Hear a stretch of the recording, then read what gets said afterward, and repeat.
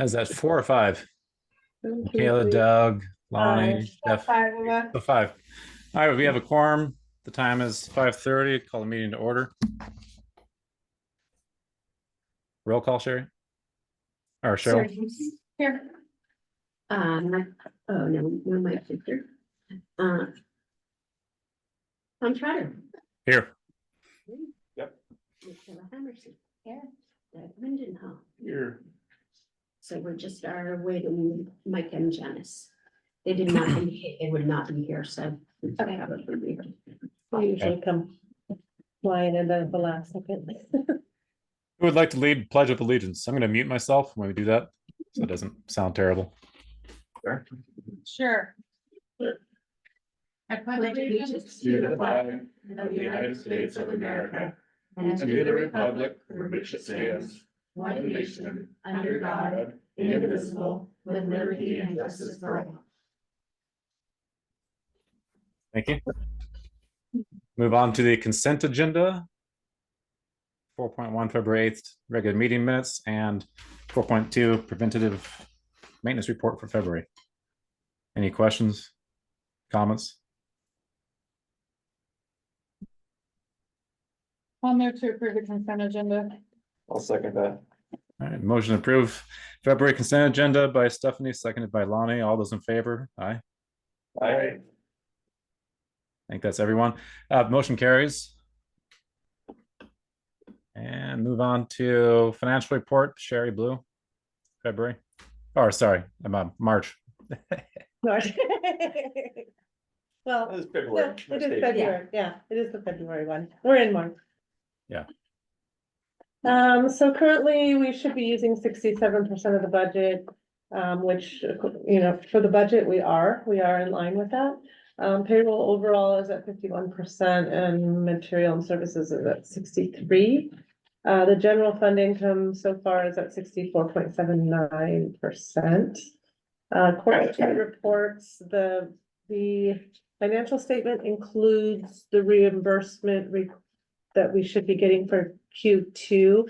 We only received half of them by June 30th, so we're still expecting another 291,000 to come in. Hoping that will come in tomorrow or the next day. They were pushed through from ODOT on the 26th, so we should be seeing it any time. Which line item is that?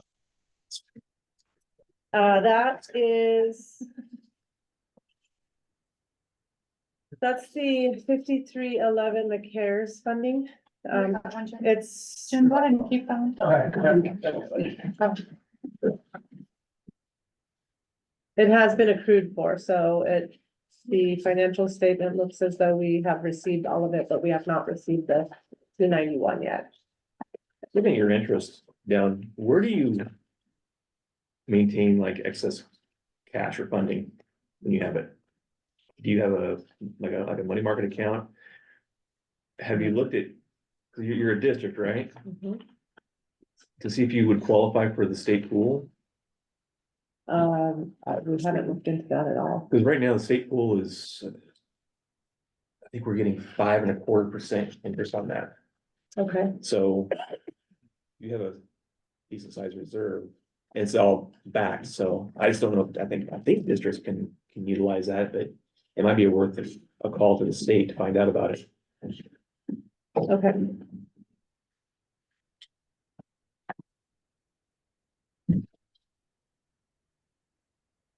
Okay, I mean, just throw out a general, I mean, you have some, if you have $1 million of cash sitting out there, it's like you get money in there, it's just sitting. I mean, you're looking at $4,500, $4,800 a month in just in interest payments, so right, it's worth looking into, in my opinion. okay. Does anybody have any questions? On the financial statement? Sure, you might talk to Melissa Metz over at Coos, because she could tell you about the pool. Melissa Metz?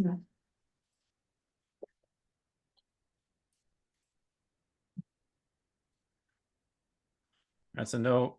Further questions on the March financial report? We have a motion to approve The item number 5, Make motion to approve the financial statements. motion by Lonnie. Do we have a second? I'll second. Was that Steph? Sarah, I mean? Yeah, Okay. Motion seconded by Sarah. All those in favor for the item number 5, financial report, say aye. Any opposed? No opposed. Motion passes. Move on to item number 6, public comment for on-agenda items only. Any public comment? See, we have some public there today. No public. No public comment. Okay. Move on to item number 7, old business, item 7.1, line of credit update. So the line of credit update, that's something that has been on the agenda. I believe since January, and we've gone through a series of meetings and discussions regarding the possibility of engaging in a line of credit. The last meeting that we had, the question was whether or not interest payments were covered by grants. And so what I did is a little bit of research, and our federal grant agreements and our STIP formula guidance do not reference loans or interest or fees or any language of that sort that refers to borrowing money. But it does, and I bulleted it there in the middle of the page. It does state that the recipient will be responsible for all project costs not covered by grant funds. Eligible costs are reasonable and necessary costs incurred by recipient or under a sub-agreement described in section 9, and this came out of our agreement. In performance with the, or in performance of the project, and that are not excluded from reimbursement by state, either by this agreement or by exclusion as a result of financial review or audit. So that again does not say yes or no. And then recipient acknowledges and agrees that any audit costs incurred by recipient as a result of allegations, fraud, waste, or abuse are ineligible for reimbursement under this or any other grant agreement between the recipient and the state. So that's all that I could find regarding the responsibility as far as what can be paid with our grants. I did go a step further and look at the federal the 200 CFR 200, 403 and 404 are very similar. So the reference here I pulled from 404. And it just says that a cost is necessary if it meets an important program objective. It must address an existing need. A cost is reasonable if in its nature and amount it does not exceed that which would be incurred by a prudent person. And I attached the copy of to CFR 200-404. So that's all that I could find in regard to that. I searched the federal website and multiple other sources looking for information regarding loans and fees. And when I do find information on fees, it's that the vehicle fees are not reimbursable under the grants. So when we license our vehicles after we receive them, but that was all I was really able to find.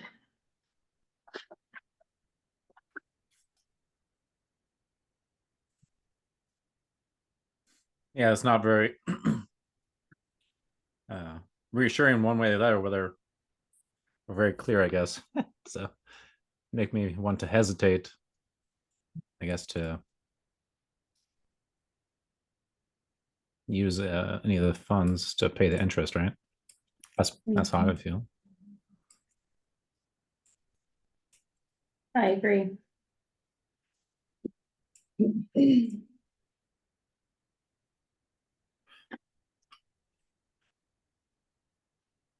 I'm definitely not an expert on this stuff, though.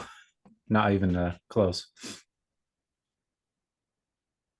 So this portion is interesting. Under E, it says whether the non-federal entity significantly deviates from its established practice and policies regarding the incurrence of costs which may unjustifiably increase the federal awards cost. Is that saying that, I mean, if we were to get a line of credit specifically for this, which, I mean, it deviates from any other portion of business that we do, right? Yeah. So it almost seems like that's saying, don't do it. Yeah, that could definitely increase the costs. Right.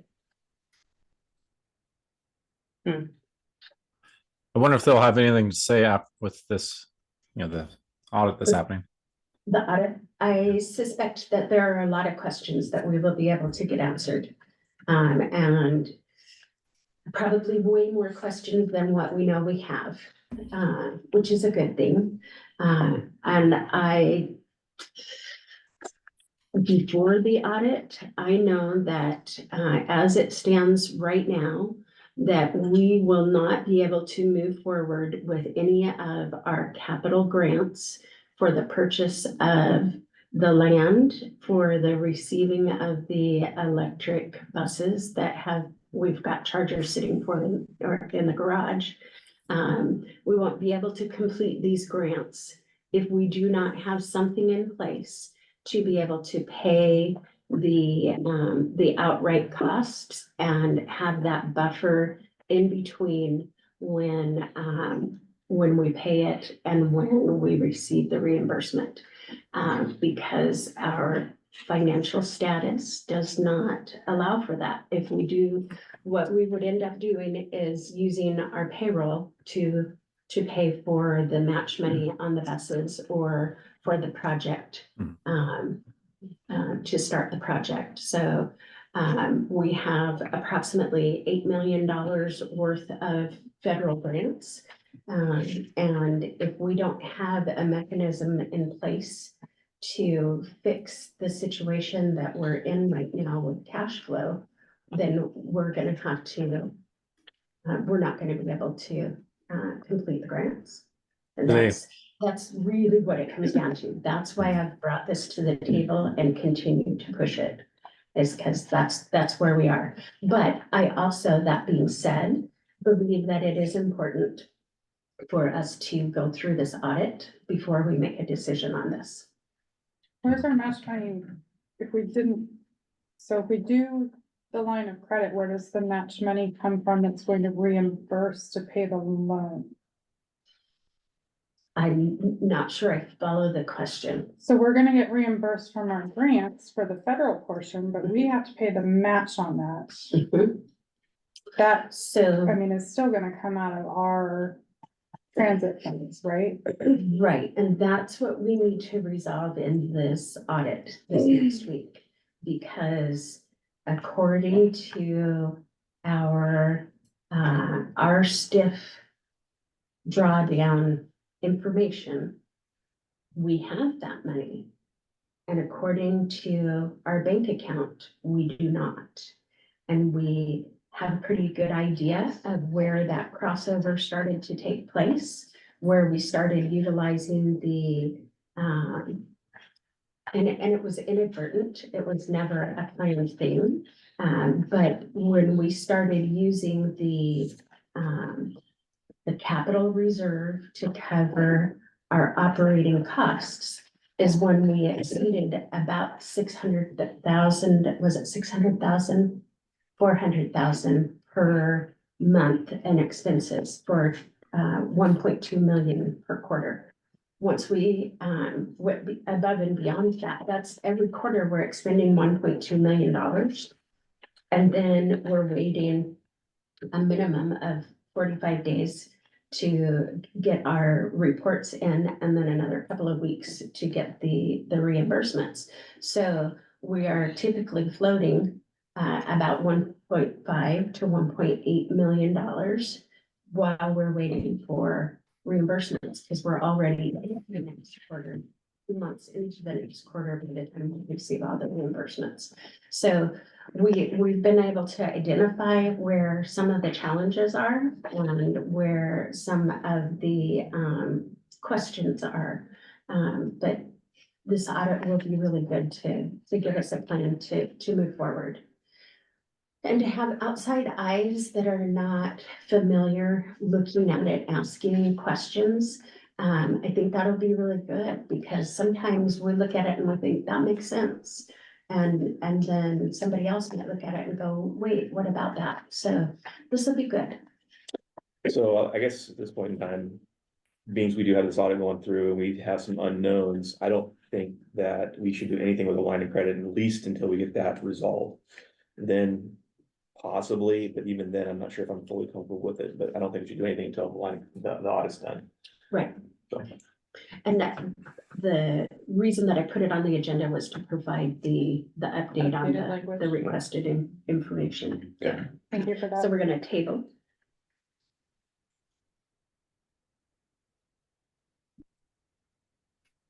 We're gonna table it till next Yep. month, Tom.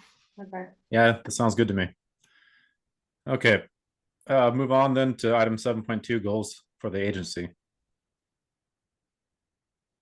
So what I did with the goals that we had gone through and agreed upon in our previous meetings. I went through, and for each one of them. I followed the steps to make them specific, measurable, attainable. And time bound, and there was something else in there, probably reasonable. Relevant. Yes.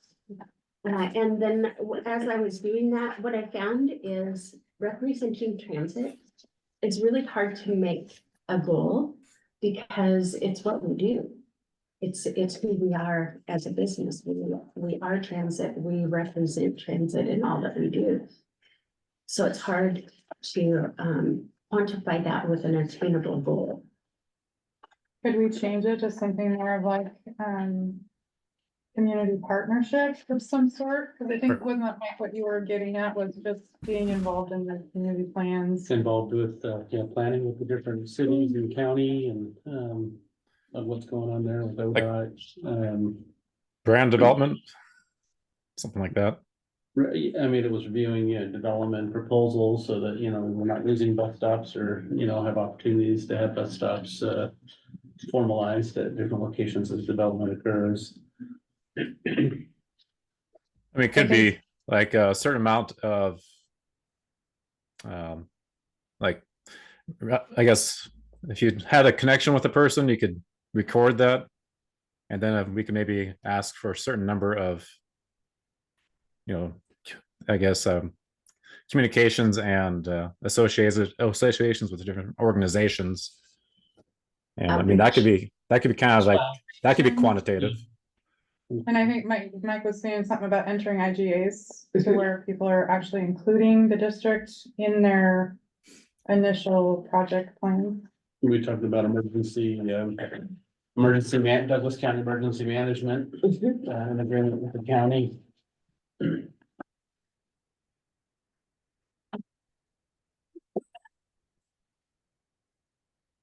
So, I mean, I think, yeah, so those are good ideas. And as far as, the heading of represent transit, that could be, quantitatively measured just with having done those actions.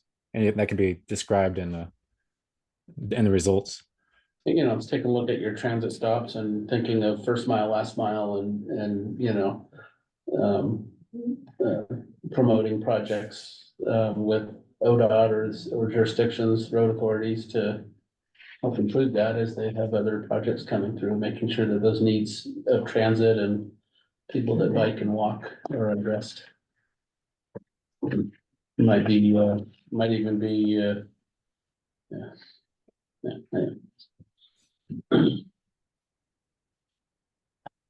I put all of this in the minutes too.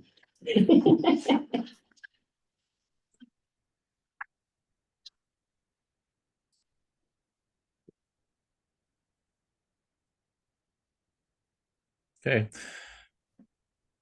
Any more comments, suggestions, questions regarding the transit, the agency goals? Just a second, Tom. Well, I'm thinking that we'll probably, on the financial sustainability and fiscal responsibility, there's probably some things that'll come out of the audit. And can be added here. Maybe we can have in it for the next time. Good point.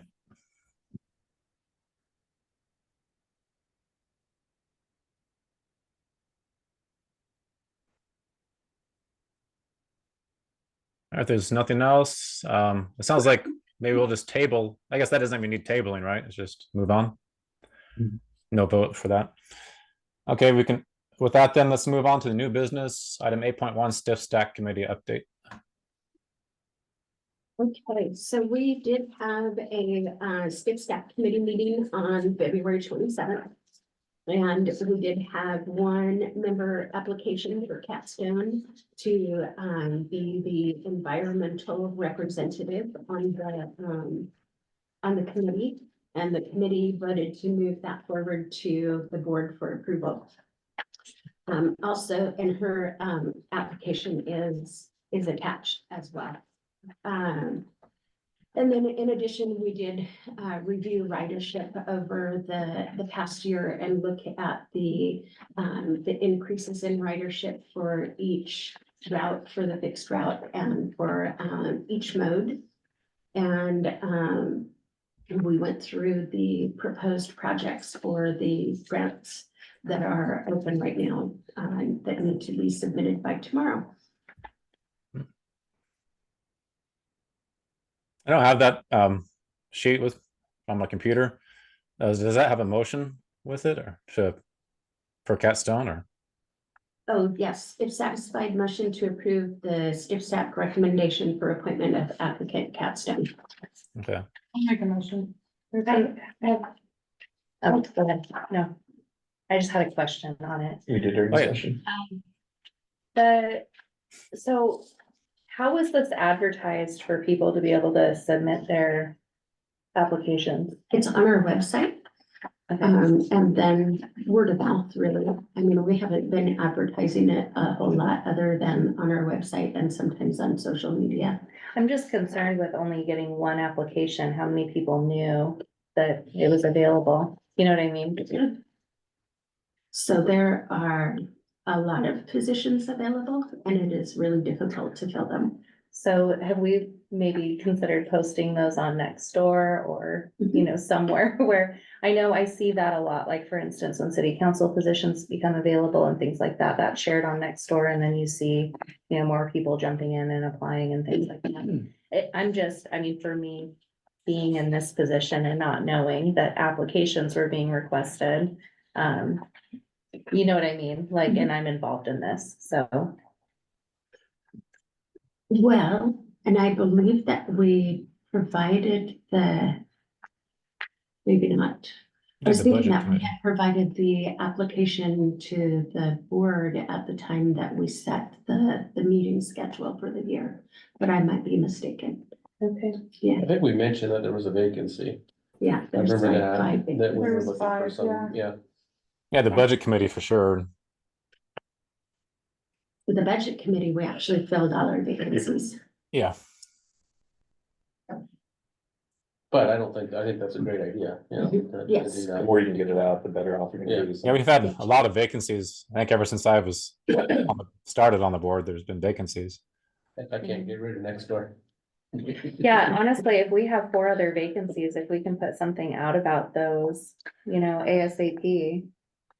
And usually they're for certain Specific. specific things, Representation. representing veterans and seniors or something. But on here, I'm just on the application itself, I guess I was just wondering.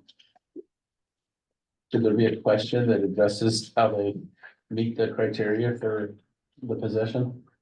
For that particular position? It just says, why do you want to serve past experience, you know, the typical things, strengths, which are all fine. And we all know CAT, of course, but, So this is but it doesn't specifically address, for- it doesn't This address, is the environmental position. yeah, it doesn't address how they meet that. It- That position, so this is the environmental, how do you meet, What are your qualifications? yeah, how do you qualify, or how do you, you know? And just to point out, I think it says term of I appointment saw through that June too. 2022. I saw that Oh. after I printed it, yeah.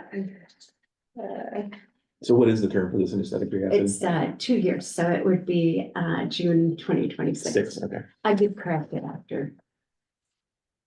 So I'm just thinking, I mean, I think that's a really good call out. If this is a 2-year term, can we at least find out what qualifies people to be an expert in that role? Or is this something that has to be passed today?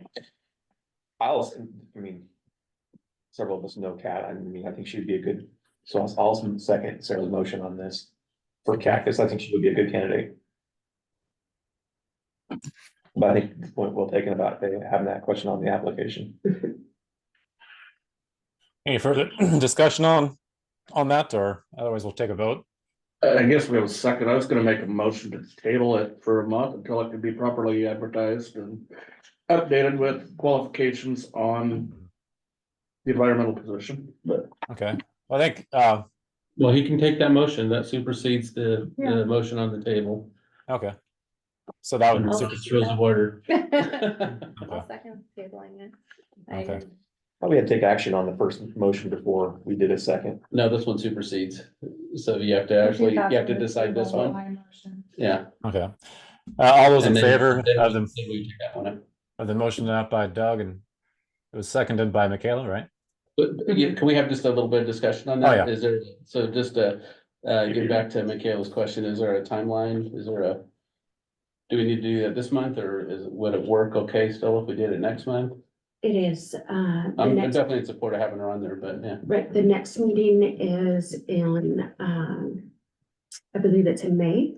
And, just to speak to the qualifications, environmental stuff is really kind of her passion. So, that's what she, She's like our EV queen of Douglas County. Yeah. she's the champion for. Yeah, she's out there at Winchester Dam Yeah. with summer. But she brings drama, Yes, and that's what I don't like. Community involvement, I'm for that, so, but, anyway, so if there's no further discussion then about that second motion, we can take a vote. All those in favor? I, Aye. Uh, That was the table, right? so Yes. it's just a table up for a month, because it sounds like we can, the next meeting's not. So Yeah. was that 3? So or you said it was in May, right? Was that 3 But we're meeting. in items April. or? We're meeting in April, Yeah, but so, their meeting's not till May, yeah, so we have so time. we got time, I think. How many of which vote did we have? Well, it's 1, That 2, was 3, aye. versus 1, 2, 3, so motion fails. Oh, wait, Tom, did Tom, Yeah. how'd you vote? I was going to, I haven't called out the opposed, so I was gonna say or opposed. I'm gonna vote for opposed, but anyway. Motion fails. Yeah. 3 to 4, okay, that's 3 to, okay. To table it, right? it failed, motion failed. Yeah, motion failed. Now we're back to the motion on the Wait, table, which was to approve Kat's application. Yeah, hold on just a second. How many did we have 3. to table? 1, No, 2, 3. 4, Did you table? yeah. Motion still fails, because, let's see, 4, 1, 2, 3, no, motion passes Just on table 7. it for a month, Okay. is that what you- Yeah, Yeah, I said I. Oh, you did, okay, sorry. I didn't So it catch you. passes- So so it's it passes. tabled? Okay, Okay. so motion passes then. Yes. 3 to 2, sounds like. I thought you said no. 3 to 4.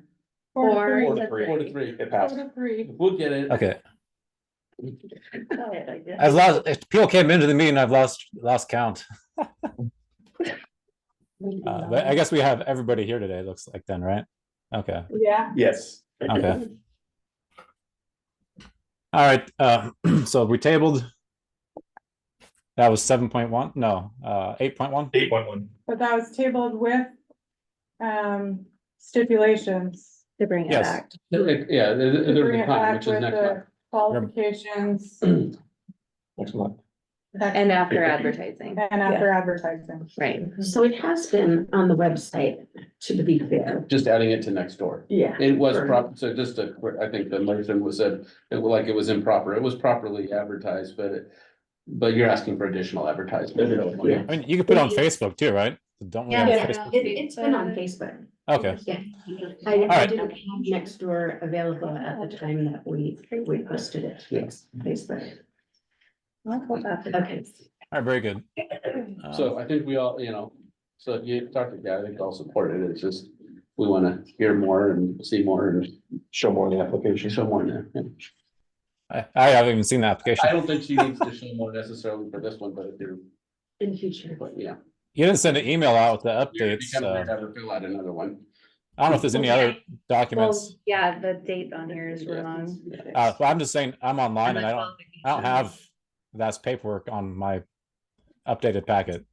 So I don't know if there's more paperwork that I might be missing, but just FYI, I mean, I would like to see the application before the next time. It wasn't on my updated packet that you sent out earlier today. Okay. It's tabled anyway, so we. Yeah, it's tabled. I'm just saying, I don't have the information, but Okay, Can you put on the application too, can you put what the role is? You said there's a whole bunch of different roles. which one that they're. Yeah, put like the specific role so we know. You have that packet, was there a packet like for new board members? I think there was a listing of the stiff staff committee members. Yeah, but on this application, it doesn't say she's Oh, applying for environmental. It Gotcha. just says it's, Right. it's just in general or whatever. So, okay. okay. Okay, well, let's move on to item 8.2, the drug and alcohol policy updates. So the FTA updated the required language in our FTA drug and alcohol policy back in July.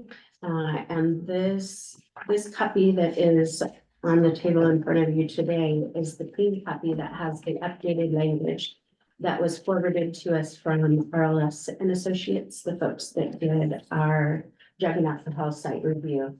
And so in the email that went out on Friday, I also included the marked up version of it so that you could see the track changes. But this is the end result. And Tom, there is signature page. I for see you. that. So I have to come down and I'll sign that this month. Yes. We'll have to update I guess it'll be adopted today and then I'll sign it a different day. So that's fine, right? Yes. Okay. And the language is primarily addressing the addition of an oral swab as a way to be able to test. Have Okay. they gotten any labs? Pardon, have they gotten any labs to do it? I do not know. I don't think so. But you have it. We're prepared for when they do. Okay. Well, that doesn't require a motion. So with that, we can just move on to project updates, correct? Actually, No, it doesn't need a require motion. Oh, it requires a I'll motion. make a motion to approve the updated drug and alcohol policy. I'll second. Motion by Sarah, second by Michaela. All those in favor? Aye. that one. None opposed? Okay, motion passes. And with that, now we can move on to project updates, item number 9. Okay, so 9.1, the project next door. We did have 2 meetings with ODOT and NEPA, Jennifer and ODOT and FCA for the NEPA. To go over the applications, answer questions and provide direction. What I found is there were a whole lot of yes or no answers that I marked yes or no. But what I did not realize was that they expect you to provide how you came to that decision. And so as a result of that meeting, I now know that I need to do a phase 1 environmental site assessment and a cultural resource study that has to be performed by a qualified professional archaeologist, a noise vibration study, a biologist report on the impact to endangered species and critical habitats, and an air quality study for the impacts during construction and after construction is complete. So we're we were really close to being finished with this. There's a whole lot of work to still be done. So we're in the process of there are 6 endangered species that I found that are in this area. But the 4 that they have a defined habitat are not within our project area. So that will help. Do you know if there's a possibility of having to go to a phase 2 environmental? I do not know. So not, phase 1's can be done fairly simply. I don't say quickly, but. Yeah. If you have to go to a phase 2, I think they're fairly involved. Rougher, yeah. So that's all I got on that one. We still have work to do. Are there costs to the district associated with those investigations, like hiring? Sounds like an archaeologist. Is Yes. there already money allocated for that? It's part of the project allocation, and we have already expended, I believe it was close to 5,000 for the wetlands delineation study and report. And we have already expended about 3,500 for the revision of design. When we found that we could not utilize the other property on the other side of our facility. And yes, each one of these will have a cost associated with it, except for possibly the noise and vibration study. Because that might be something that we can do here locally. You just get like a big speaker and then blast some music, or? I don't know, I gotta go read about that one. No, it's actually on the website and it has calculations that you can put in and put in your dimensions and all the rest of that, and the FTA has it. Okay. Yeah. But I heard Jennifer's voice, and there she is in person. Yes. Hi, You're Jennifer. missing out on all the fun here, Tom. Yeah, no. Didn't bring any cookies, sorry. I thought you did, but they're radios. I brought radios. Right, worth a lot more. All right, any questions on 9.1? No. All right, move on to item 9.2. Dono project. All right, so I did speak with Mark Hollenbeck. He has been our sales manager for Proterra. And that is now, the purchase is now complete, and it is Phoenix Motor. The project management team did reach out and schedule a meeting for Friday. And so we're gonna start going back through the specs that we had designed. I believe it was clear last May, might have been June, but it's been pretty darn close to a year since we finished speccing the vehicles.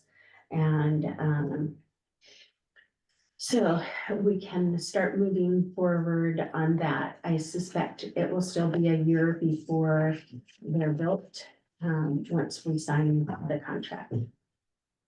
So there again, that's something that we need to go through our review this next week and see how that's gonna work. What is the expiration date for this one? So the one is June of, I believe I wanna say one is June of 2025 and one is June of 2026, but I will have to go back and look. Can you file for an extension? I do not know. I think that we already did on one.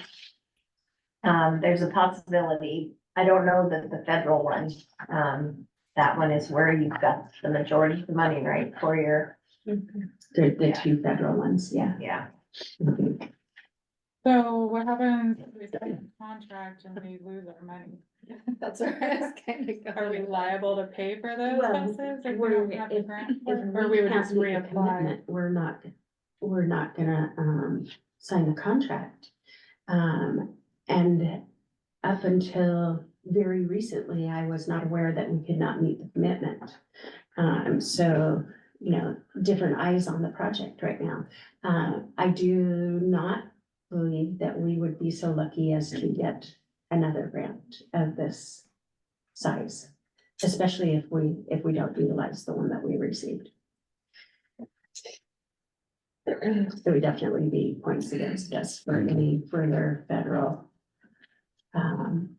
awards. So is this typical, that taking a year for these vehicles to be built, or is this one of those long-term issues of COVID that we're still dealing with? It started with COVID, right? Yeah, so the company Proterra that we had partnered with to do the electric buses, they ended up going through a chapter 11 and separated their company into 3 companies. So they have Proterra, Bus Energy, and Battery. So they separated those 3 companies, sold them to all separate companies. And now that they are just finished with that chapter 11 and are able to move forward and start signing contracts again. We had a delay in being able to sign our contract because we were partnering with City of Sandy to do basically the same build, and that would put us through the process quicker if they had 6 buses to build instead of 3. And then City of Sandy, when Proterra filed bankruptcy, opted to go with Gillig instead. And so we held for many months waiting for the completion of the agreement, and then the chapter 11 happened. But as it turns out, you know, this is with it taking longer for the site assessments and NEPA to go through. It would not be good to have buses delivered if we haven't got a site to Deliver them to. Yes. Yeah. Cheryl, do you have the grant number right off the top of your head? 35395. 35395.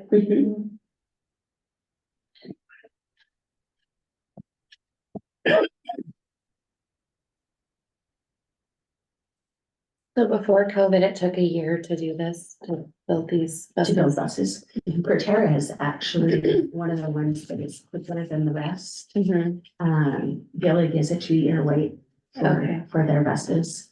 But for regular buses, not electric, yeah, the timeline has gone from about 180 days to over 2 years.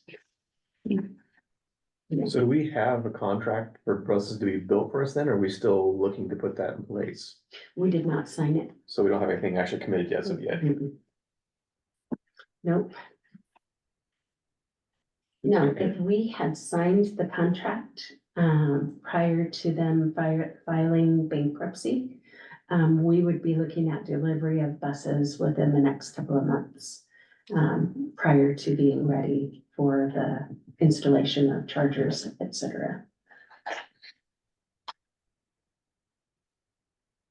I had one more question too. If we were to separate it and get one bus at a time, is it possible to get them quicker and get reimbursed? No, they have to all be done at the same time. No, and in addition, I just sat through a webinar this last week that talked about the federal grants requiring a pay-as-you-go process, where we have always worked under the agreement is you pay for the vehicle after you receive it. And this would require us to pay as we go. So you have $1 million and it's due in a year, you'd be paying $100,000 a month toward your vehicle so that it's paid for at the time that you receive it. And they are retroing that back to where any manufacturer can request that be built into the contract.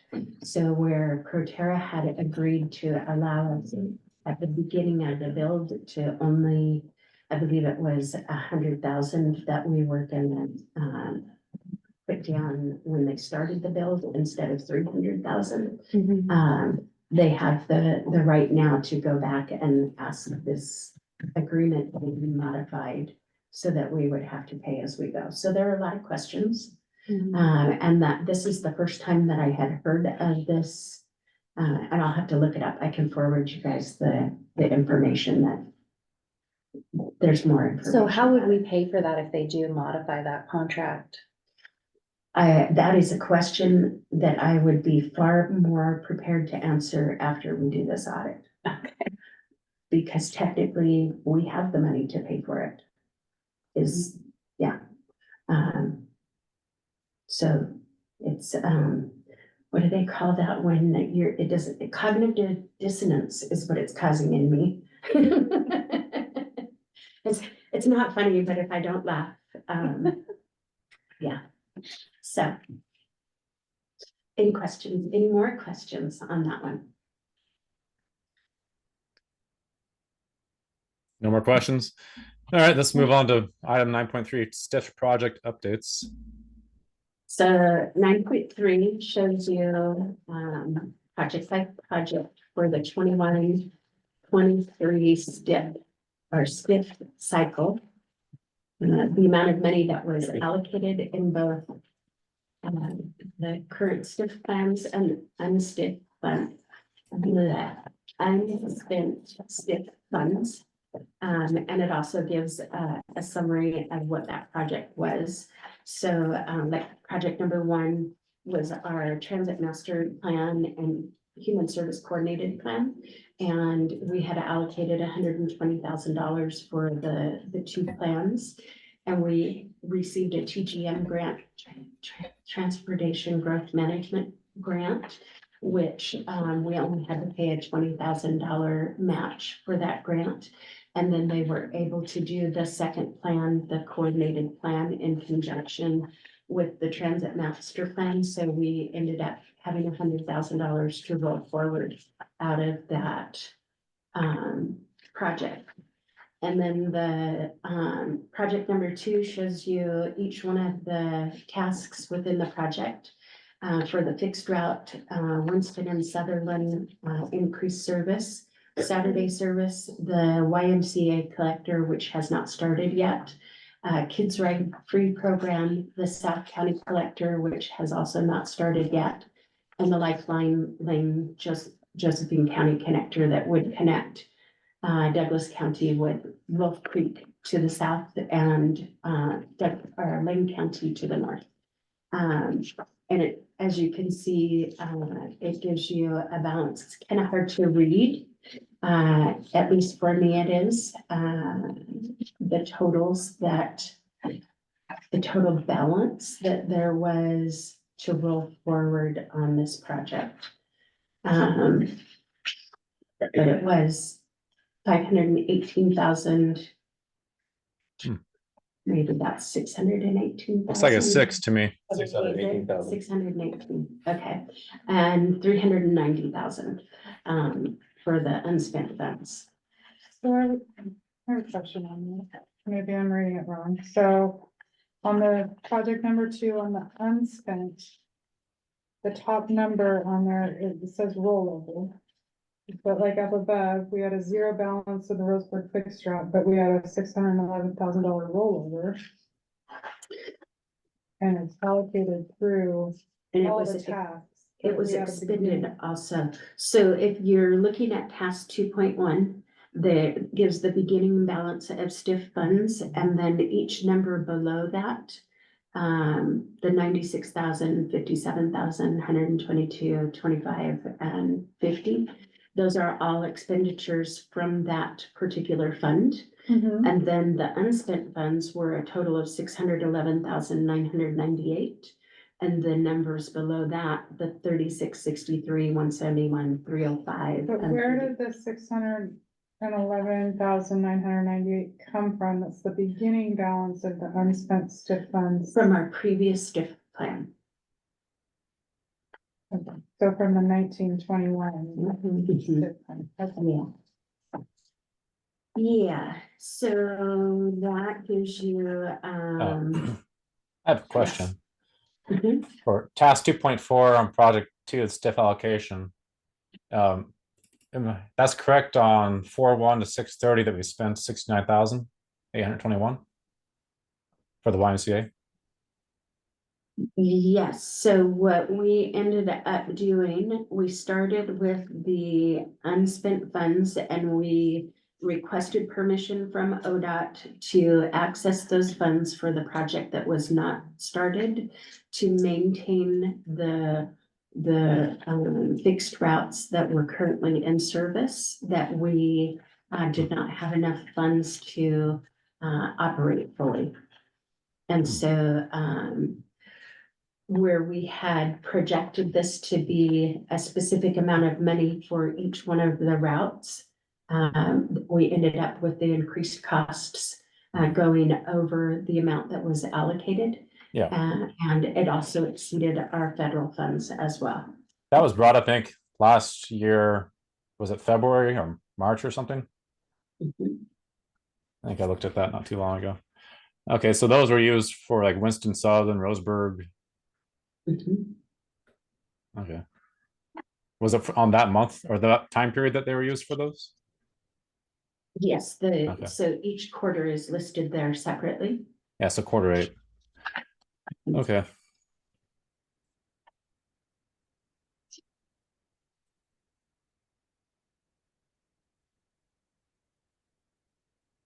And then the next page is the demand response projects. And each one of those, except for task 3.2, which was preventive maintenance for City of Reedsport. They never actually utilized any of that funding. So that was the only portion of that project that was not fully utilized for Dial-A-Ride and paratransit services. Cheryl, Yes. is there an extra copy of that? 'Cause it wasn't in my packet, but I maybe take a look at there. It, Should be on the other side. It was on the side. On the left side. Oh, it was on the left side. Yeah. Okay. Never mind. words. 9.3. Awesome. 9.3. Yes, Yes. it's super hot in here, yes. Well, The the second minute time it it's starts top one, shining. the very top is- It's like all the air out. All right, so there is a description of what each one of those services was down below as well. And when we allocated the funding for this particular project, we did not know that we would not have Dial-A-Ride providers, that we were still anticipating having North Douglas Betterment, UBDN, UHI, all of those providers that did not follow through with the RFQ or the RFP. So all of those projects were absorbed by UpTD. We started providing those services through our employees and vehicles. So that was another portion of increased costs. It is less expensive for most providers to provide the service than it is for us. Because we pay a livable wage and benefits and retirement and all of those kinds of things, you know, so. So looking back on that, is there anything that you would do differently for that portion that we didn't use? For the City of Reedsport, Yeah, for the Dial-A-Ride. They're a contracted service.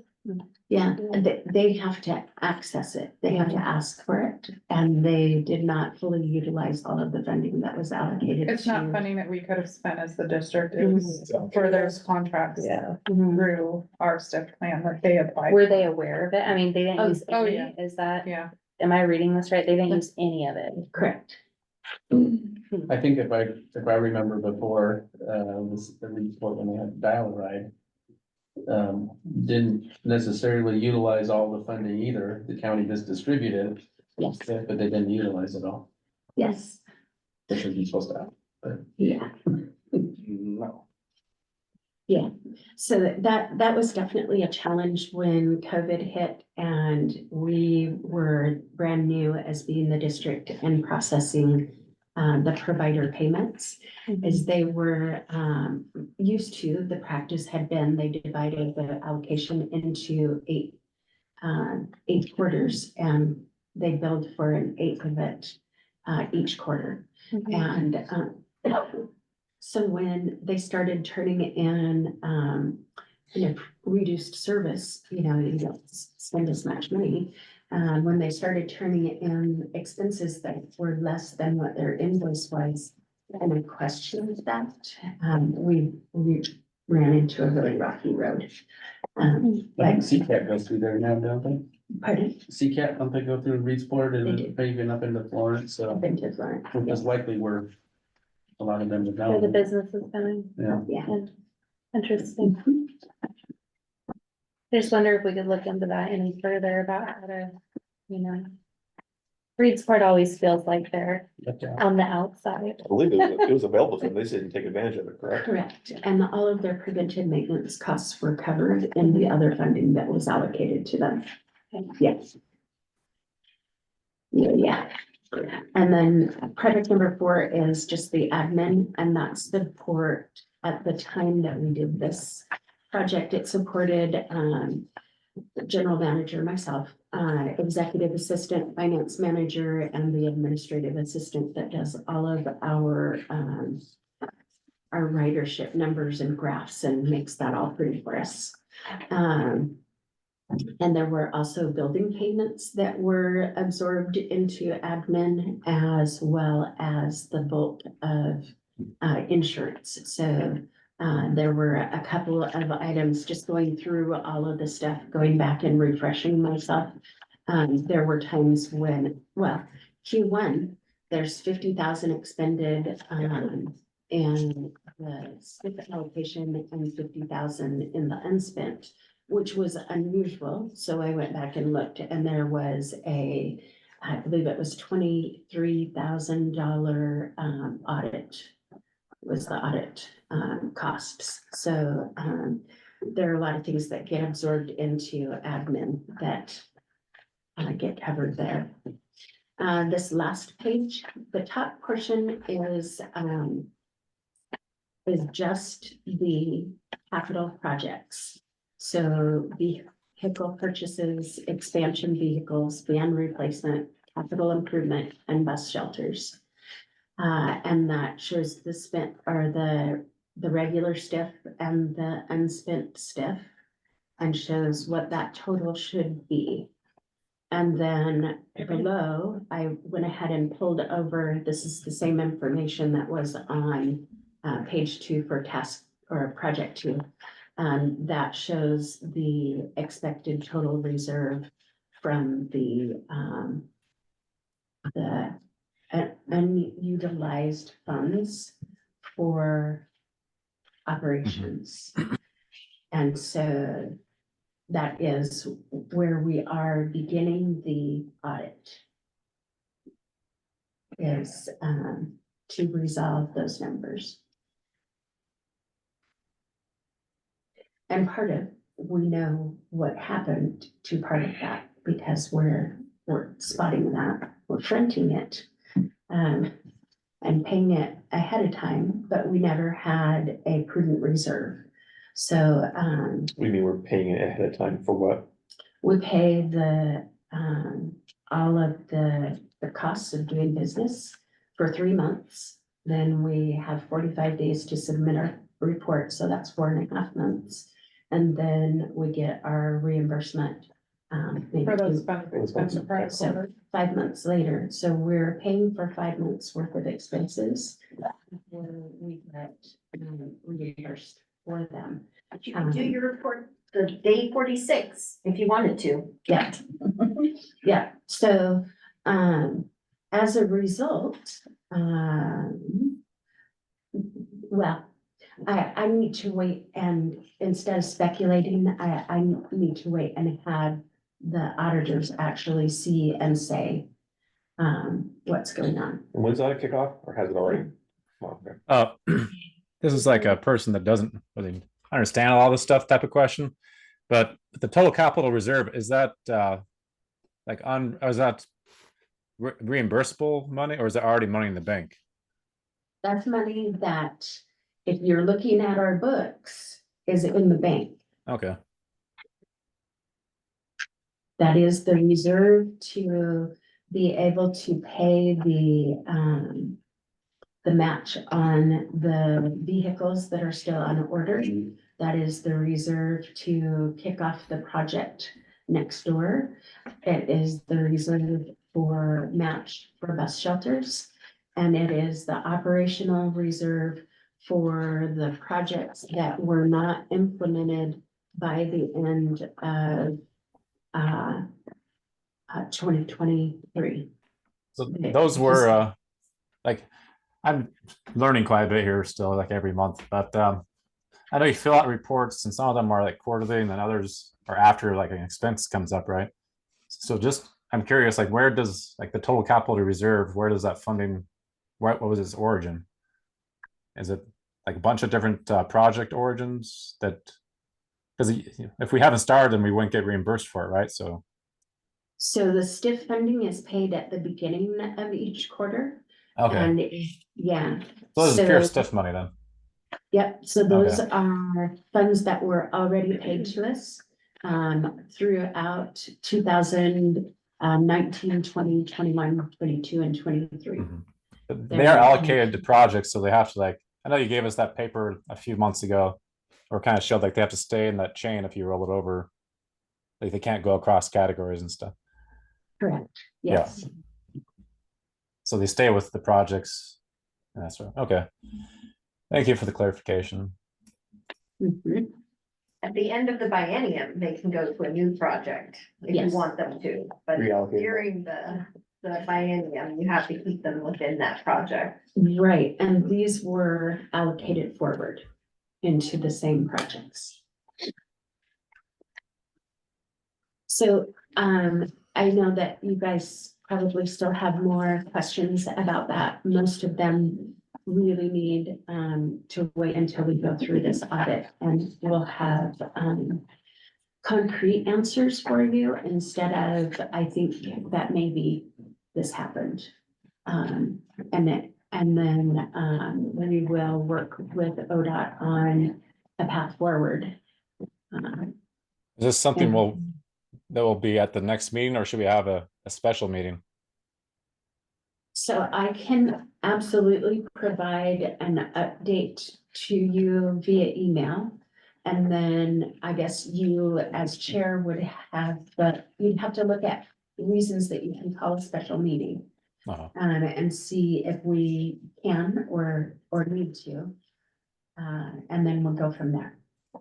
When the audit results are done, is there gonna be like a audit report put together? Yes. And then that'll be sent, I'd like to have that sent to the board Yeah. once it comes out. Typically, they'll send it to me as the RTC and I look it over to make sure that there isn't anything that is out of line. And then or correct any, a lot of times they'll have spelling errors or different goofy punctuation. So I correct that and then send it back to them, and then they will send the official to Cheryl. And then also to our compliance coordinator. And typically they do it within 30 days. They just got awarded a new contract with us, and so hopefully our new compliance person is really gonna keep after them to get that, because they were taking a little bit longer, for a while. And we were happy to keep after them, so hopefully they will. I do have one question if I could ask. You said according to our books, we have the money. So according to your bank account, you don't? Is that what you mean, or? Correct. Okay, Because what should have been held in reserve has been expended to cover operations. okay, Yeah, According to the stiff plan, okay, and the drawdowns. okay. So, So there's not a discrepancy between the bank accounts and the accounting system. It's just the funds where they're being allocated haven't been allocated appropriately. In other words, you use some of the funds that were allocated to other projects to cover operational costs. Am I saying that right? That's- Yeah, that would be the assumption. Okay. That's what the audit will hopefully tell us. I pulled up the bylaws just to check, and it looks like he can call. He can just Some of call. us seem to know you, and some of us, you seem awful knowledgeable, so. This is She'll Jennifer be Morgan. she's on the agenda, she'll be on. Yeah. Oh, The one that okay. often talks in the. Usually online. Oh, okay. She's okay. usually on here. You can see my picture. with my glasses. Yeah, So he can call a special board meeting with a minimum of 24 hours notice to all members. It doesn't say reasons why. Okay. what's the procedure for calling a special board meeting? Is it during another board meeting or what? Because I know, I think you can call it at any Call time. it You just any- have to give us 24 hours notice. It has to be But- advertised. Yeah. Ah. More notice would be Appropriate. preferred. Yeah, I wouldn't try doing it 24 hours in advance unless it was an Yeah. emergency. So then I'm not totally the- sure if we need one, but I mean, that's an option. We'll find out soon. Well, you'll be able to make that decision when we provide a summary of what we see happening in the meeting. Because we'll probably have a summary that we can provide to you before the official documentation comes out. Typically, they do a written exit interview. So they'll do an entrance interview where they just kind of go over what's gonna be happening. And then go through the process of the compliance review. And because it's not technically an audit, it is a compliance review is what we call them. And this is more of a compliance / technical assistance review. And so at the end of that, they typically will do a quick write-up of here's what we're going to be putting into the final report. And then that 30 days, they have to get the final report done. I believe that Drew expedited this one. He expected it to be expedited, so it could be quicker than 30 days. But I think that that's what they technically have in their contract is that they will get it within 30 days. Okay. So the only other piece that I have on my, there is one thing that I did not include in the packet. That was the, thing from Frank Oh, yeah. regarding, if you don't mind, I can read the email from my phone. Because it is definitely a positive and a challenging. Who is it from? It is from Frank Thomas and he is with ODOT. He is the Transit Network Program Manager for the Public Transportation Division. So he says, Cheryl, I'm working on an annual STIF report to the Joint Committee on Transportation, and I would like to profile FTD. I ran the numbers on pandemic recovery statewide using FY 2019 as my ridership baseline. It was materially similar to 2017 and 2001 in aggregate. Plus, it was the last fiscal year unimpacted by the pandemic, and it was highly unusual for STIF funding to have been in sufficient play by June 30th, 2019 to move the needle. And burying that lead, FTD's fiscal year 2023 is up 3% relative to the pre-pandemic. And that makes you the 7th highest performer in the state on that metric. In my opinion, FTD is stronger than the top 7 on a weighted average because you delivered almost twice as many rides in 2023 as the next busiest system in the top 10, which is Hood River Transportation or Hood River County Transportation District. And that means you're less susceptible to a skewed sample. To be clear, I'm not taking anything away from that achievement with my next statement. I absolutely congratulate you and your team, but that's not what blows my mind.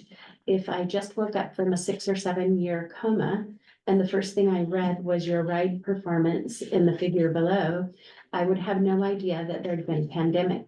I think that you had a blockbuster 2020, probably coinciding with the formation of your special district and the infusion of brand new STIF funded services. And after that, you just kept on keeping on. My 21 years as a rural transit manager in Oregon Spidey senses tell me that there's a resilient story here that probably needs to be shared. So I'd like to include it in our submission. And he's provided a couple of pictures. I will forward the email to you so that you can see what our performance looks like. So I thought that was pretty awesome because I get stuck in the, we're not there yet. We haven't made it back to our pre-pandemic numbers and so that was really nice to read. Yeah. And I think that's all I have really.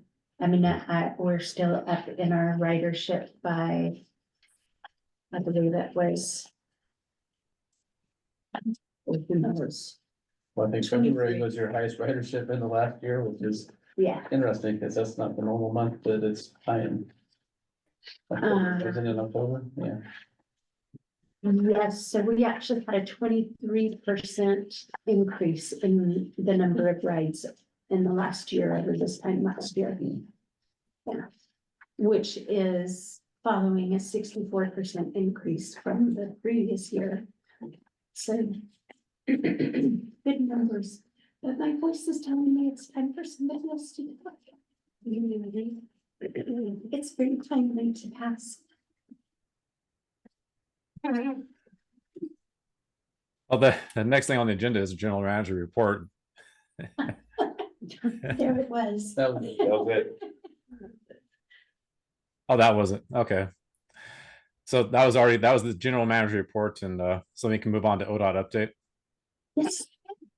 Okay. I would like to introduce Vanessa, and I'll let her pronounce her last name, because I always want to call you Vizier, and it's not Visar. Visar. I want to call her the Vizier. Vizier. Vanessa is the new operations manager, so we used to have a policy and implementation group.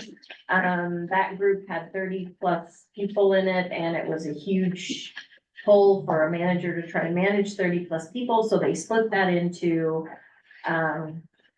policy, and now we are operations. So the RTCs and the point cover that, and the training coordinator have encompassed the folks that are under Vanessa. And yeah, so we're really excited. She's only been here 3 weeks. And Where were you So- before? At ODOT for about 4 years in Region 1 and a different division, and then TriMet before that. It's the transit agency in the Portland metro area. I used to work there. Oh, no. Tom used to work for TriMet. Yeah, 7 years, yeah. Oh, Drove wow. the train and the buses. Wow, that's impressive. so you might know our new RTC, Jennifer White. Oh, yeah.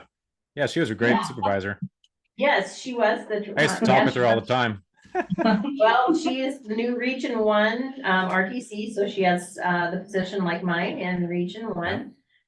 So we've had a lot of moving around and getting new people in, and so Vanessa came to attend one of your meetings so she could get an idea of what we do as RTCs, and then also be here for the opening because she's not been to a compliance review before, so you guys are giving her all sorts of great experience. Went and met with Darren Neval this afternoon, who is the region manager for Region 3. And then let's see, other things. Today, letter of intent was due, or interest was due for 5339 federal grant. If you didn't get a letter of intent in, then you would not be able to apply for that grant funding. If you didn't put in the amount that you needed, you would have to take whatever you put on your letter of intent, because we have to go before the emergency board and get approval to apply for that. So this was just the letter. The actual application will be due in April, early April. The e-board is from the legislature, if you guys were wondering. Yeah, sorry. what that was. Yeah. Yeah. Yes. We just make your other things up. Yeah. And then the other thing, Cheryl mentioned it, we have 3 grants that are due tomorrow. Those are, we are doing a new process because we always do a new process every single time. Hopefully this will be set for a while. They are in Optus, so that's a little bit different. A lot of people are familiar with Optus when since that's where they get their reimbursements. But the grants are due tomorrow by the end of the day. Yeah, one is a planning grant, 5304. One is for bus and bus facilities, 5339. And the other one is 5310, which is operations. So we have all of those due, that it's called our mid-cycle solicitation. The funds will be awarded at PTAC meeting, I believe in June. And then the grants will be, the agreements will go out in October, on October 1st, which is a little bit odd. We typically put them out by July 1. So it's a little bit different this year. I'm not sure on the timing, other than has something to do with our allocation and trying to get with the targets with the FTA. When Cheryl was talking about a meeting with FTA, FTA actually employed some other folks from another department within the federal government to be contractors to help process some NEPA. Because they are so far behind on their NEPA, so that's exciting, and I would say Thomas has been more than helpful. Yes. On his questions, because sometimes the answers we get when we ask about NEPA are a little bit vague and convoluted, and yes, very convoluted.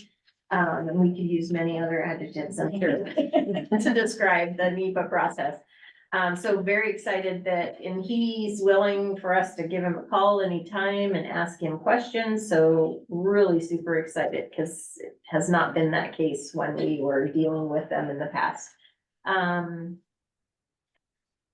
The biennial solicitations for next biennium are gonna be coming up. We're actually doing them quicker than we have ever done them before. So they probably will be going out at the end of August. The first information will be going out in August. So that's something to look forward to. I'm in the process of working on, I just turned in an emergency rule change for STIF, which is going to allow people to reopen their STIF plans and add funds to their STIF plans, their current projects, not add any new projects, but add funds. So if an agency received a chunk of money at the beginning of this biennium, which was rollover, it goes against your plan maximum. And so then you would have the possibility of having additional money roll over for the next biennium. So this was determined to be a problem. Lots of people have been talking about it, so I am pushing the rule through. We are doing it as an emergency rule change. Travis Brower is supposed to be taking it to the chair of the OTC, and then they will approve it at the next OTC meeting, and then right away I'll get working on the permanent rule. And then we also got a list of, I have about 15 rules that I'm looking at modifying. So we will be doing some advisory committee to review some of the plan changes. I have Sam Ziegler at the DOJ, the Department of Justice, is looking at my spreadsheet that has all the different modifications that we're asking for on whether or not they are guidance changes that we can just make through guidance, whether we have to do another rule change, or if it's a statutory change, we are not opening the statute at this point in time. There are a couple that would require a statutory change, and at this point in in our, programs less than full capacity, we are not going to open a statute. So there are gonna be some additional rule changes, that we are looking at. So some of those, we did have folks asking if, they could get the funding directly rather than the qualified entities, and those are specifically some of those agencies that get money as public transportation service providers. Probably not, because that would require a statutory change, but, we will have, PTAC will be reviewing the rules and, should have them in place, hopefully, either temporarily or permanently, by November of this year. So, something to look forward to. If you guys had additional funding that, did not get accounted for in your STIP plan, then you would be able to add that, open it up, and that will be opening in April. And then, ODOT would review it in May, and it would go to OTC in June for approval, so reapproval of those plans. Anything else? Let's see, we are gonna be having some trainings coming up. Tyler's working on that. CTAA conference is coming up, which is gonna be in West Palm Beach, and we have lots of scholarship money, so I highly recommend if people wanna attend the CTAA, that they would do that. Great opportunity for trainings, and it's a national training conference. The WISTA conference is gonna be which is Washington State Conference. They are gonna have it in Tri-Cities in August. Woo, Tri-Cities in August, what fun. Hot, yes. But you could take the train, which would be fun. Let's see, what other things do we have? Our RTCs, we're completely full on our RTCs. We have 6 again. This is the first time in almost 2 years that we've had a full contingent of RTCs. I am happy. I think that's probably about it. Yeah, still have jobs. So if you know anybody who wants a job, we have, like 5 in the policy unit that are gonna be coming available, so. And apply. Can you say, what was the second conference you were talking about? Let's see, the first one was CTAA, which is I can't think of what the acronym is. Yeah, that is transit. It is. Association of America. I think it is, Community Transportation Association of America or Yes. something like that. Yes, and it's mainly rural, so that was the first one, and that one is in June, early June, West Palm Beach, Florida. Very muggy probably, but Florida.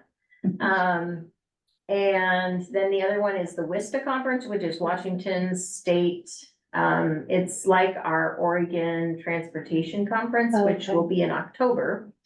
But it's, so they'll have a lot of stuff that's similar. We did a joint conference with Washington State this past year, but Oregon will have their own conference. And that's different than the SDAO. It is, Okay. yeah, which just happened, I believe, right? Yeah. That's the special district. Because I was listening to the CCAT, which is Coos County Area Transit, and their attorney was on, and she gave an overview of all the different changes that were happening with Mhm. some of the rules and stuff this morning, That so, was very interesting. yeah. It She was said it good, was a really informative, good yeah. conference. It really Yeah. was, yeah. So I would highly recommend that one too, for Mhm. sure, because you guys are part of the special districts. And I think that, and in October, we're gonna have the conference here. It'll be in Seaside, and we will have scholarship money, and board members oftentimes will go to that because they'll have different classes available. And And what is that one called? it's called the Oregon Transportation Conference. Oh, OTC, okay. Yeah. Got it. I think it's called OPTC, yeah. Public transportation. Oh, there we go. I was gonna say, it's Not not another all letter in there transportation. somewhere, but couldn't even remember my phone number the other day, so Okay, cool cool. dementia happening. And that, I think that's it, unless you have any questions. I'm gonna be here tomorrow and Wednesday, and probably gonna be listening online on Thursday to the exit conference for this. I can say that, you know, while everybody says it's an audit, it is actually a compliance review. The RLS folks are here to help. They are here to review and try to see what is going on, but they are also, their main goal is technical assistance and trying to steer the ship in a direction that we want it to go. They are not, and I think that's one of their comments, is that it's not punitive. It is, they will create a list of findings that they will want you to remedy within a certain period of time. They will provide technical assistance, like sample documents of the stuff that they want to see that might be better. So while it is an audit, it's not, it's a compliance review, and it's here to help. And that's what I'm here for too. So I have a question, sorry, who follows up on whether the changes were made? Okay, that's. Who makes the changes? Yep, so usually you'll have, they will give specific dates. If the changes are fairly minor, you'll usually have 30 days to remedy that. If it's more complex or it requires a complete overhaul and then board approval, they will typically give you 180 days. So it goes anywhere from 30 to 180 days in between.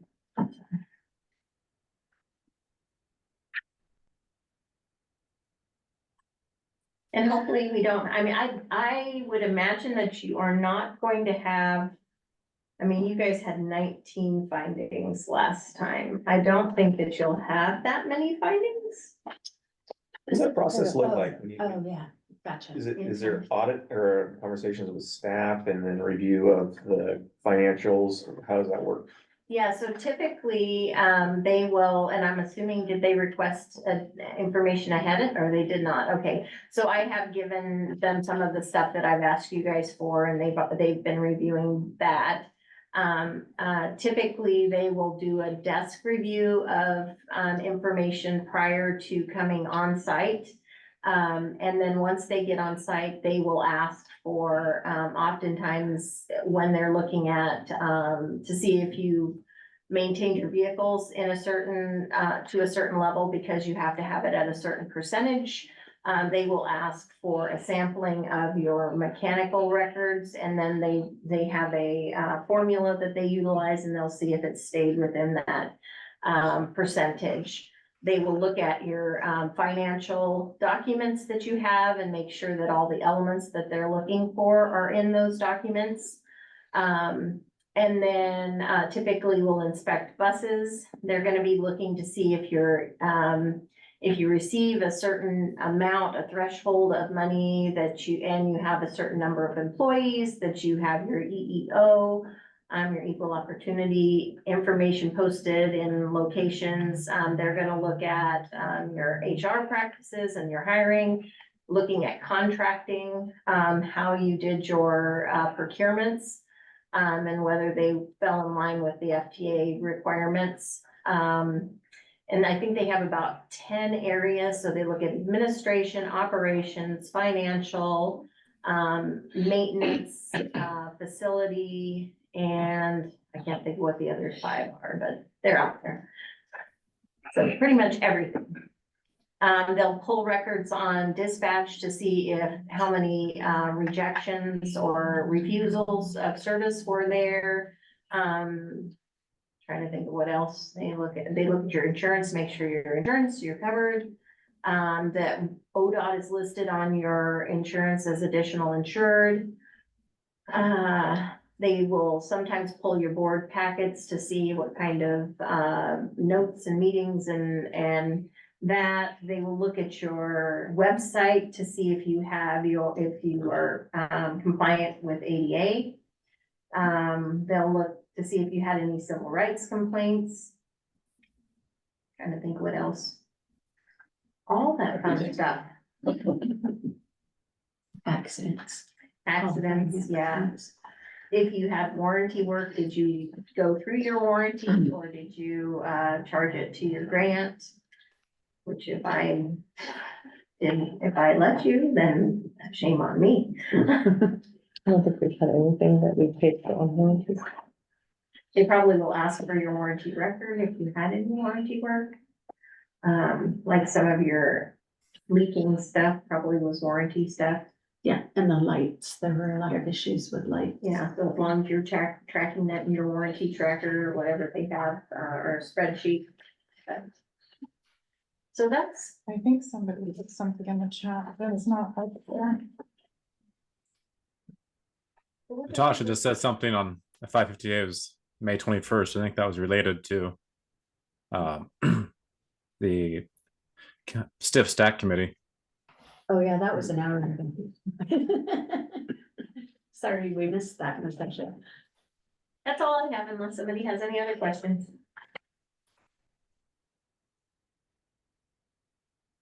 Oh, no more questions. Thank you, Jennifer, very much. Yeah, good to be here in person. Yeah, thanks. Been a long Yeah, time. thank you guys for coming down. Yeah, thank you. Yes, nice to meet you. Welcome aboard. Thanks. Be nice to her. We've had too much changeover. Okay, anything not on agenda? I do have one item. I would like to introduce Becky Stafford, who is over here in the corner. She is our HR director. And so in my absence, she is the one that you'd be able to contact and get information or provide information to. So she'd be your point of contact. She's also the one that we entered into Optus as the person to be able to authorize reports. And we have walked her through starting a report and what that looks like, entering the information. And so She's we're entering or doing the QE code? QE code, yeah, e-response, yeah. Yeah, so she has been a great addition to our team and has taken a whole lot off my plate. And I can actually focus on things now, so it's very, very good. Do you want to say anything? No, it was nice to meet you all. Welcome aboard. Thank you. So you said her name's Becky Stafford? Yes, Becky Stafford. Oh, Stafford. Okay. My email's under Rebecca, so if you have to email me for anything, it's R Stafford. Okay. Could you send out maybe like a contact list or something for main contacts for us? Yeah, I don't think you're supposed to contact anyone but me. Oh, I thought you said if we had questions. we No, could have- In her absence. Oh, my absence. Oh, I see, okay. But yes, I'll make sure that you have her contact information. Just in case. Oh, Yeah, my rule is I'd always only hit like department managers at the most. Yeah. But I'd always see the general manager or the city manager or whoever. Just so you know, it's the conversation, what's going on. A list of those kind of rules would be kind of nice to have, be new. I I- think that everybody's they're- coming in. in your bylaws. I think they are Yeah, in the bylaws and the Protocols, board protocol. board protocols, yeah. all the things I never knew when I took this position. That's your bylaws and board protocols. Any public comment? Jim, thank you for coming, Tim. All right, agenda build for the next regular meeting. We have the line of credit update again, right?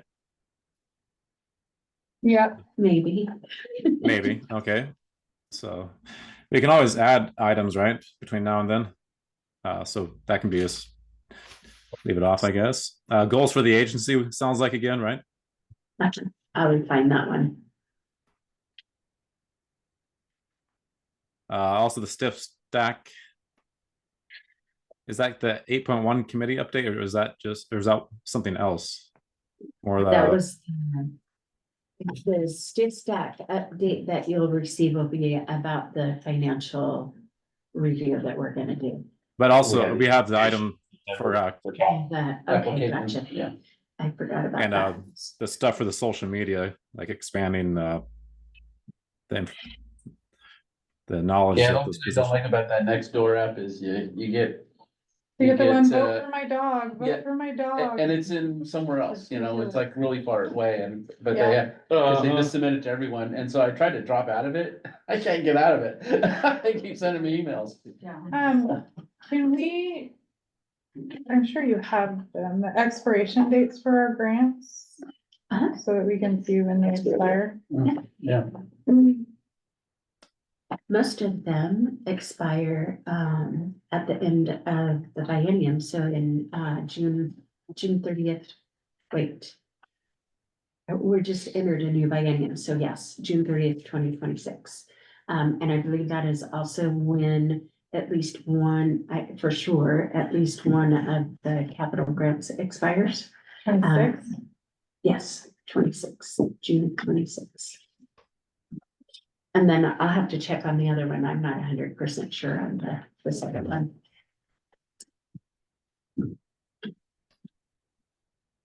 Did we push off the executive session that we have on tonight till after as well? After the compliance audit, review? the compliance review, Yeah. I think so. Yeah. Sounds fine. Fire. Well, I think it just gives us more of a picture, otherwise we just sort of have questions and things. Well, because part of that is setting goals Yeah. and Then we know what we need to do. evaluating Yeah. goals. Agreed. For budgetary purposes, you could budget the next step in there, I think, and you use it, and not, we don't, so. So we looking 60 days out then probably for that report? No, I think he probably, I mean, cause they're supposed to have it 30 days, so, I mean, it could potentially be right before you, and we could ask them if they couldn't expedite it and have it right before your April. Well, we could do this in May too, really, there's no, April And what 8th is the our next deadline? it meeting. doesn't change anything, the only, there really isn't a deadline. The deadline is more in the budget, you know, would normally be in the budgeting, but you can always budget for things like that, and if you don't use it, you don't use it, you know? So it doesn't really change anything. So it's not gonna affect the budget or the review. Well, Pushing it out 2 months. Other deadlines. but you have to have it, You have to have a budget by June. the potential salary into the next annual budget. But we can say this isn't a budgetary number, but if we don't give all that, then we just don't do the whole budget. Yeah. And you can even make adjustments from that, but, you know, even if you or something, but so it's just, we have to have a budget in place for the budget committee and all of that to review likely in May. Okay. It should be ready to go, and we have for each of the managers, we have a salary schedule. So they have different steps on there somewhere on that scale. And that way, you know, that would be the next one that we would move them to if we chose to do so. Or if she's reviewing her managers, where they would go, so everybody has on that.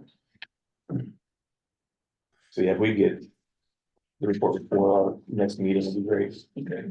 I think we've delayed it already 2 months. I think we need to come and jump on. Yeah. I'm just thinking on the time frame of. If people are moving on the time frame, because what time it is, that I haven't seen any. They can go any shorter any other time, so we're gonna end up staying and doing a. Executive session anyway. I think this information is very pertinent though. I think it's key that we have that information before we go into evaluation. So ideally in April, but if we have to go to May, that's. That would be one of our first questions we Yeah. ask them for. Mm. How long do you think it's gonna take? Which I'm thinking that I remember reading it in the they said that they were gonna try to expedite it, but. And that could always be making a special meeting, so instead of meeting on the second Monday, maybe it's the third Monday or something to. Yeah, if they're gonna be a week off, I think Yeah. it'd be a good idea. In April, we have budget committee meetings. So we have Yeah. our board meeting on the 8th, and then I believe it's the following Monday for the budget committee meeting. Yes, We can 15. always do a special meeting, because the budget meeting doesn't take that long. No. Right? So sometimes, They can be quick. I suspect it's gonna take a minute this time. Yeah, Yeah.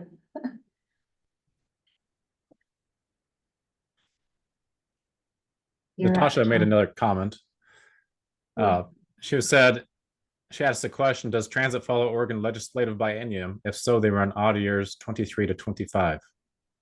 Yeah, that's why I was curious when you said 26, because I was like, That's, that doesn't make sense. you're right, 5311, 5310 are both. We're in the Oh, mid-cycle, the understand. 50-10 mid-cycle, but this is discretionary, so this is just a partial. So mid-year, we do the 50-10, sometimes 53-11, but, yeah, our biennium is going to start this fall, and then it'll be funded on, July 1 of 25. So next, a year from, So, Okay, she's right. yeah. that's what I All was of our thinking. grants except for the federal capital grant is that one that I know for sure is the 26. I've looked at it. They gave us like 3 years to complete that one. Okay, yeah, and we're doing, for capital grants, since COVID, we are giving 4 years for capital projects, so facility or buses, because it's taking longer. If it's operations or formula, you have to do it within the 2 year, but if it's something that's capital, we can bump it out to 4 years. And they did just send out that Dear Colleague letter from the FTA that talked about, and I don't know, I'm not sure where ODOT stands on that. I sent it I off think to we should Drew, but bring it up again. Yeah, I'll make a note. yeah, you bring it up at your leadership meeting, because the Dear Colleague letters, FTA doesn't just say, here's what we're going to do. They send these random Dear Colleague letters that, I should go work for the FTA, shouldn't I? The Dear Colleague letter specifically addressed some of the problems that have happened because of COVID with the supply chain, cost overruns, and so they have made some provisions, but it's within the state's purview on whether or not they will do those. It's allowed, but the states have the option of whether or not they will be able to add funding to an agreement that is in place, and then also the extensions. So that's something that Vanessa's gonna have to track down from, because I sent it off to our capital folks and program services and said, what are you gonna do about this? No, crickets.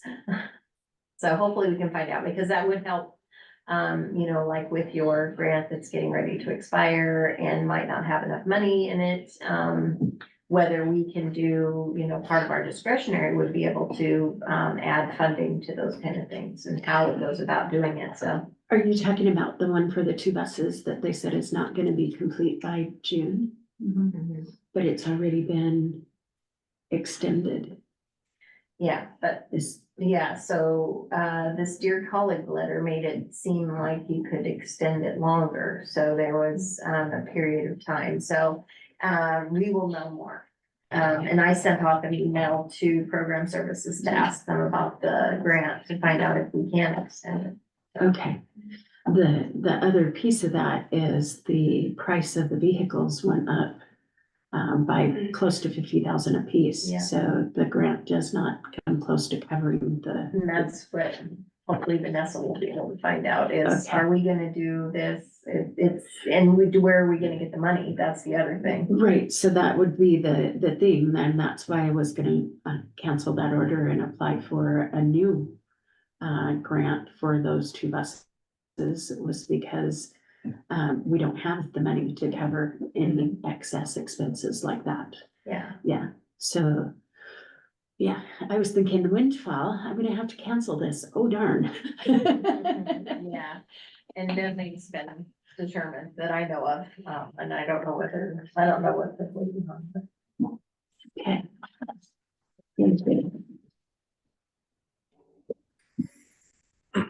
Okay. So we're going to table the executive session ORS 192.6602, ORS 192.6608. And we're gonna add it to the next board meeting then, it's part of the agenda? Yes. Yes. Okay, Tentatively. I said those numbers and we're good now, right? I can say it again. Yes. Yeah. Okay, I just remembered. Well, so if there's nothing else, then sounds like there's nothing else. We'll call the meeting adjourned at 7:14 p.m. Thank you, Tom. Thanks, Tina. Yeah, sorry, couldn't be there. It would have been Yeah, we almost had a full board here, Tom.